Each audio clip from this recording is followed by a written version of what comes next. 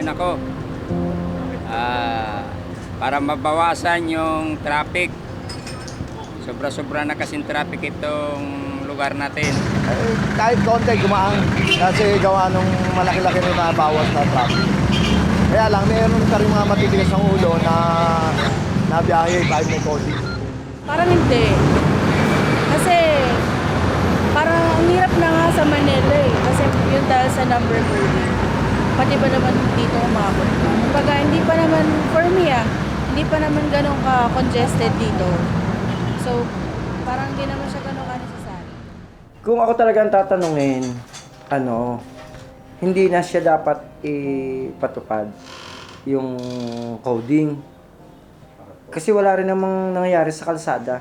Ganun pa din. Para sa akin wala rin naman Wala rin, traffic pa rin.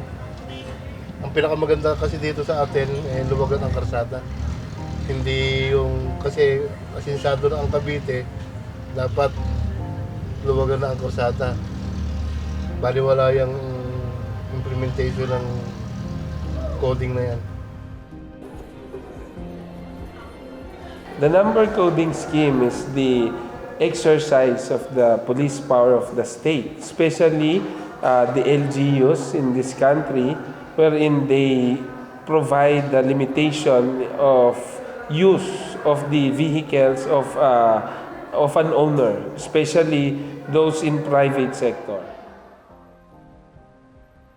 Ang number coding scheme, ito yung ordinansa ng probinsya na Ordinance number 164 na pinatupad nung nakaraang February 5 lang, 2018. Basically, the purpose of the number coding scheme is to reduce the traffic problems in the country. We needed that because the Philippines, as we all know, is having this problem when it comes to traffic. In the Philippines, it's the MMDA. They are tasked to do the implementation, but also in localities, the police officers or the PNP is also tasked to implement the said traffic scheme or number coding scheme. Ang nag-implement talaga niyan ay ang Sangguniang Panlalawigan. Ang author pa nito ay si DM Ganja na ginawa ito noong November 2016. Actually, yung traffic talaga dito sa Cavite, nasa na tayo, nasa 4 million na population. So, magkakaroon talaga congestion. So, kaya nga, yung ginawa ni Governor Boying Rimulya, mag-implement inutusan ng Sangguniang para mag-implement ang gumawa ng ordinansa na number coding.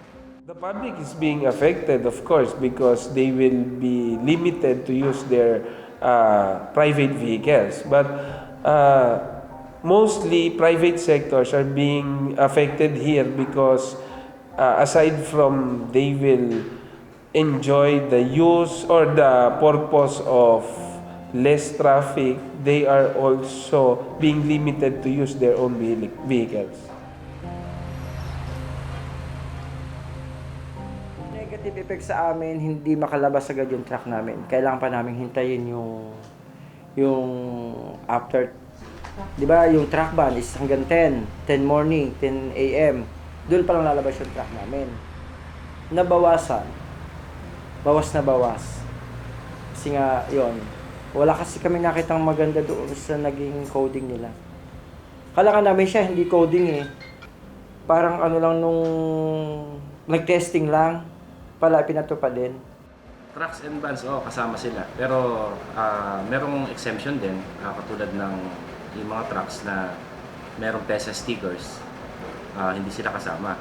So nga lang, mag-a-apply sila ng exemption dito sa opisina namin. Actually, binigyan ni Gov ng isang yung mga business allocators, binigyan ng isa na pwedeng magpa-exempt na isang sasakyan lang bawat kumpanya, isang cars lang. Pero dun sa basta yung mga pan-deliveries nila, yung mga van na ginagamit ng pan-deliver, basta may PESA stickers, so pwede mag-apply ng exemption sa amin.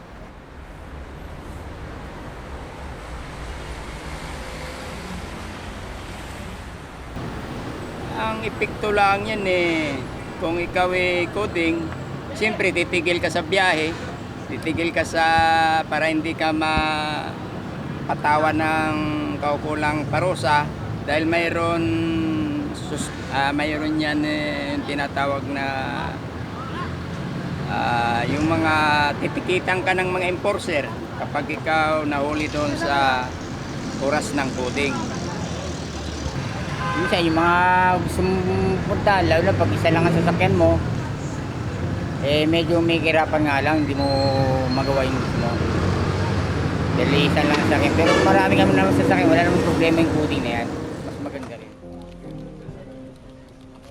Oo, may penalty yon. So, yung penalty naman, hindi naman din ganun kataas.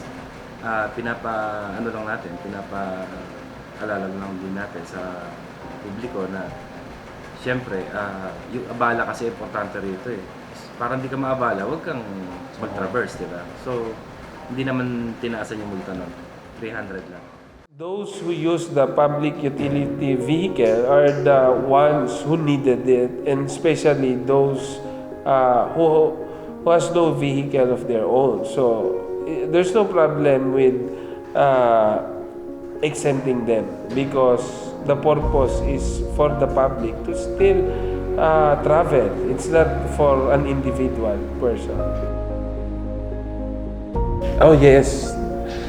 Yes, because I am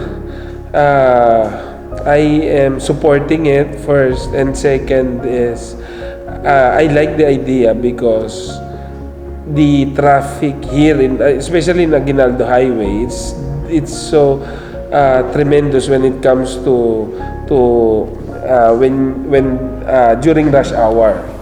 So I am in favor of implementing it because it will benefit the general public, not just an individual, not just a group of people, but it's the public that we are looking forward to.